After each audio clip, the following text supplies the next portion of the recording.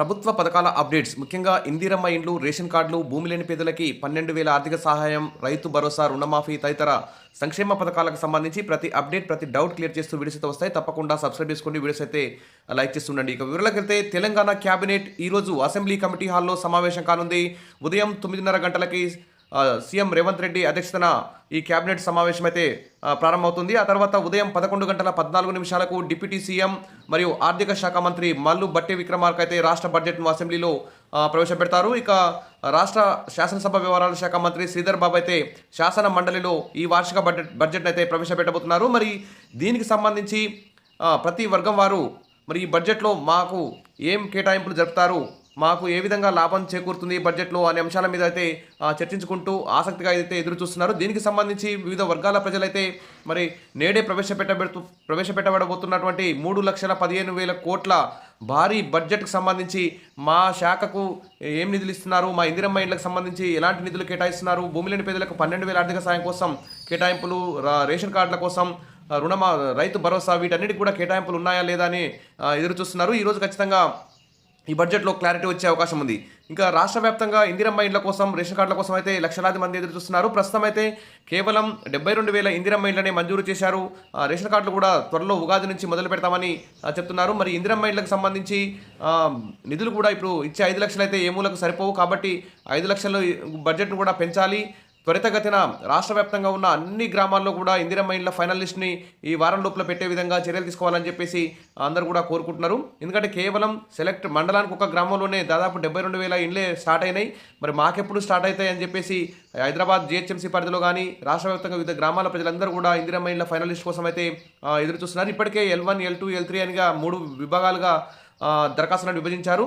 ఇప్పుడైతే లిస్టు 1లో సొంత జాగా ఉండి ఇల్లు లేని వారి పేదవారందరూ కూడా మరొకసారి లిస్టు 1లో ఉన్నటువంటి వారందరినీ కూడా మరొకసారి పునఃపరిశీలన చేసి వెంటనే ఫైనల్ లిస్ట్ పెట్టాలని చెప్పేసి అందరూ కూడా కోరుకుంటున్నారు. ఇందిరమ్మ ఇండ్లకు సంబంధించిన లబ్ధిదారుల నిర్మాణాల పనులు ప్రక్రియ వేగవంతంగా పూర్తి చేయాలని కలెక్టర్లు అయితే అధికారులకు, ఎంపీడీఓలకు, మున్సిపల్ కమిషనర్లకు, ఎంపీఈఓలతో కలెక్టర్లు అయితే ఆదేశాలు అయితే జారీ చేస్తున్నారు. రాష్ట్ర వ్యాప్తంగా ఇందిరమ్మ ఇండ్లకు సంబంధించి లిస్టు 1, లిస్టు 2, లిస్టు 3 జాబితాలోని కుటుంబ వివరాలను పరిశీలించాలని ఆదేశాలు అయితే జారీ చేస్తున్నారు. అర్హులైన నిరుపేదలకు ఇందిరమ్మ ఇండ్లను అందించే విధంగా కృషి చేయాలన్నారు. మరి అదేవిధంగా ఈ నెల 31 లోపు LRS రాయితీని కూడా దరఖాస్తుదారులు వినియోగించుకొని లబ్ధి పొందాలని కూడా చెప్పారు. ఇక ఇందిరమ్మ ఇండ్లు నిర్మించడమే ప్రభుత్వ లక్ష్యమన్నారు. గ్రామాల్లో ఎంపికైన ఇండ్లకు మార్కింగ్ను వేగవంతం పూర్తి చేయాలని ఎంపికైన గ్రామ పంచాయతీ సెక్రటరీలను ఆదేశించారు. లబ్ధిదారుల ఎంపిక త్వరగా పూర్తి చేయాలన్నారు. మిగిలిన అన్ని గ్రామాల్లోని సంబంధించిన ఇండ్ల వెరిఫికేషన్ ప్రక్రియ కూడా పూర్తి చేసి నివేదిక సమర్పించాలని ఎంపీడీఓలకు, మున్సిపల్ కమిషనర్లకు, మండల ప్రత్యేక అధికారులకు అయితే ఆదేశించారు. ఇక చూస్తే ఇందిరమ్మ ఇళ్లకు సంబంధించి బట్టి ఈ విక్రమార్క ఈరోజు ప్రవేశపెట్టే బడ్జెట్పై అయితే బోలెడాచలు అయితే పెట్టుకున్నారు. ఇక ఇందిరమ్మ ఇళ్ళు కానీ, రేషన్ కార్డుల గురించి కానీ ఎదురు చూస్తున్నారు. త్వరగా మరి ఫైనల్ లిస్ట్ పెట్టాలి. తర్వాత డబుల్ బెడ్రూమ్ ఇండ్లు గత ప్రభుత్వంలో మంజూరై దాదాపు 80% నిర్మాణాలు పూర్తయి కొన్ని బేస్మెంట్ లెవెల్లో, కొన్ని గోడల లెవెల్లో, కొన్ని స్లాబ్ లెవెల్లో కూడా డబుల్ బెడ్రూమ్ ఇండ్లు పెండింగ్లో ఉన్నాయి. వాటికి సంబంధించి కూడా మరి వాటి పనులన్నింటినీ పూర్తి చేసి వాటికి కూడా బిల్లులు ఈ బడ్జెట్లో మంజూరు చేయాలని చెప్పేసి కోరుకుంటున్నారు.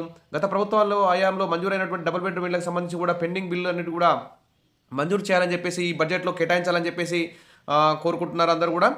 ఏది ఏమైనా ఇందిరమ్మ ఇళ్లకు సంబంధించి భారీ ఎత్తున నిధులు కూడా కేటాయించాలి. ఇందిరమ్మ ఇళ్ళు మంజూరు కాగానే వారి అకౌంట్లో 5 లక్షలు వేసే విధంగా కూడా చర్యలు తీసుకోవాలని చెప్పేసి ఆశా వాళ్ళందరూ కూడా కోరుకుంటున్నారు. అదేవిధంగా భూమి లేని పేదలకి ఉపాధి హామీ కార్డు కలిగినటువంటి వారందరికీ కూడా ఉపాధి హామీ కార్డుతో సంబంధం లేకుండా 12,000 రూపాయలు కూడా వేసే విధంగా ఈ బడ్జెట్లో కేటాయింపులు జరపాలని చెప్పేసి ఆశా వాళ్ళందరూ కూడా కోరుకుంటున్నారు. అదేవిధంగా రుణమాఫీ కూడా కొంతమంది కాలేదు, వారికి కూడా రుణమాఫీ చేసే విధంగా బడ్జెట్లో నిధులు కేటాయించాలని, అదేవిధంగా రైతు భరోసా కూడా ఇంతవరకు 4 ఎకరాల వరకు పడింది, ఇంకా 10 ఎకరాల వరకు కూడా త్వరగా వేసే విధంగా మరి బడ్జెట్లో కేటాయింపులు జరపాలని చెప్పేసి కోరుకుంటున్నారు.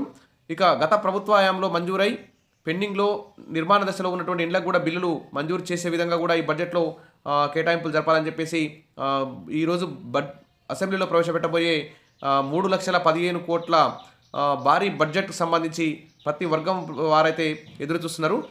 మా వర్గానికి ఏ విధంగా లాభం చేకూరుతుంది, మాకు వచ్చేవన్నీ, మాకు ఇచ్చేవన్నీ బడ్జెట్లో అంటూ ఎదురు చూస్తున్నారు.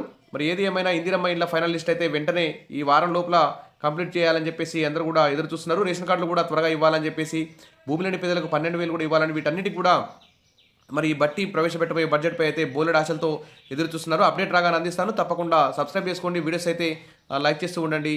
Wish all the best. Thank you.